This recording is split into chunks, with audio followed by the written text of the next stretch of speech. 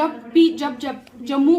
भी इंडिया और पाकिस्तान के बीच पीस होता है, उस टाइम पे आप देखिए कि जम्मू और कश्मीर में अमन रहता है, जम्मू और कश्मीर में शांति रहती है, और जम्मू और कश्मीर में जो डेथ्स है ये कम रहती हैं।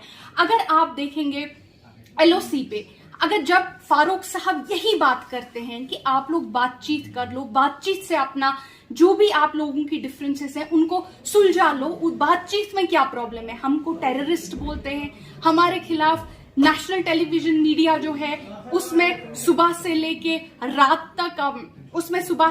रात तक जो है हमें terrorist, pro Pakistani, anti national हम लोगों को बोला जाता है, क्योंकि कहीं ना कहीं हमारे रिलीजियस आइडेंटिटी की वजह से भी हमको बहुत बुरी तरीके से टारगेट किया जाता है। हमको बोलते हैं आप पाकिस्तान क्यों नहीं चले जाते हो, आप उधर क्यों नहीं चले जाते हो, जबकि हम बोलते हैं कि बातचीत जो होती है उसी में हल होता है।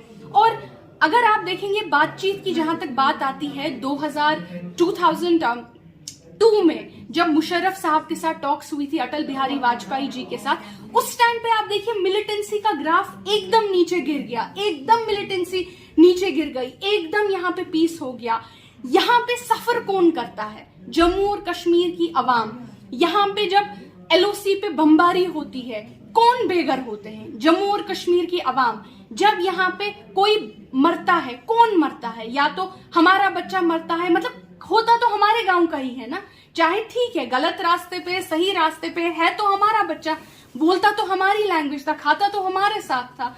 तो ये जो चाहे यहाँ के पुलिस वाले जो मरते हैं इतने सारे, वो भी तो हमारे ही लोग हैं, खाते तो हमारे साथ ही हैं, हमारी ही लैंग्वेज बोलते हैं, हमारे साथ दस्तरखानों पे बैठते हैं। तो इधर का मरे उधर का मरे, इस चीज पे एक रोक लगनी चाहिए। हम देख रहे हैं कि बीजेपी ने जो खोखले वादे किए थे आर्टिकल 370 को तोड़ने के लिए, जो बहाना उन्होंने लाया था कि यहाँ पे आर्टिकल 370 जो है उसकी वजह से सिक्योरिटी इश्यूज होते हैं। कौन से सिक्योरिटी इश्यूज अब हो रहे हैं? अब तो आप देख रहे हैं आए दिन एनकाउंटर कंटिन्यूअसली चल रहे हैं। तो बीजेपी गवर्नमेंट ने जो ये झूठ पे झूठ बोले थे, वो शायद कहीं ना कहीं उन्होंने अपने ही झूठों पे भरोसा करना शुरू किया। वो होता है ना, जब इंसान इतना झूठ बोलता है, इतना झूठ बोलता है, उसको फिर खुद भी समझ नहीं आता है सच क्या है झूठ क्या है। इनको खुद अब समझ आने नहीं लग गया है सच क्या है झूठ क्या है।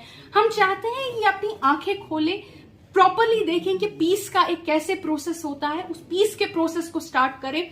आर्टिकल 370 जो उन्होंने इलीगली अनकॉन्स्टिट्यूशनली अबॉलिश किया था, उसको ये वापस लाएं, और जब ये जम्मू और कश्मीर की आवाम का दिल जीतेंगे, that will be the first step towards peace in Jammu and Kashmir. ये पहली बात तो जब मैंने उनके, ये लास्ट ईयर भी हुआ था, कश्मीर में भी ये हुआ था लास्ट ईयर, इन्होंने गुजर लोगों के जो छोटे छोटे उन बेचारों की कोठियां हैं, उन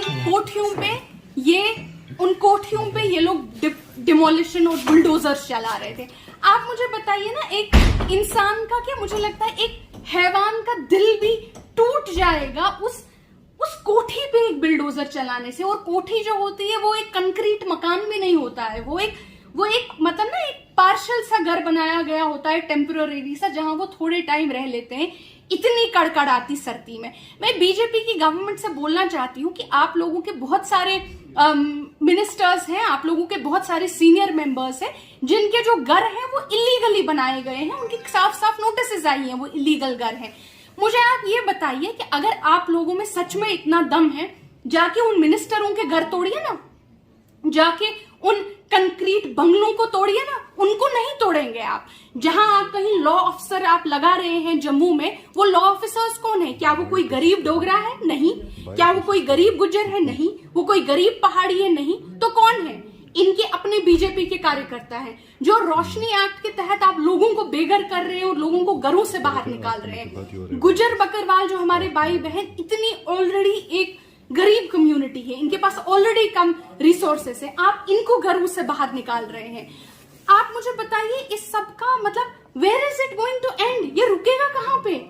एक टाइम तो अगर ये लोग ऐसे ही करते रहे, एक टाइम तो ऐसा आएगा कि हम सभी लोग जम्मू और कश्मीर के लोग सड़कों पे होंगे। ये कहेंगे अब आपके दादा ने जो जमीन ली थी उस जमीन में तहसीलदार का दस्तखत नहीं है तो बाहर निकल जाओ। ये कहेंगे आपके नाना ने जो जमीन ली थी उसमें घास चराई का एक मरला है तो बाहर निकल जाओ।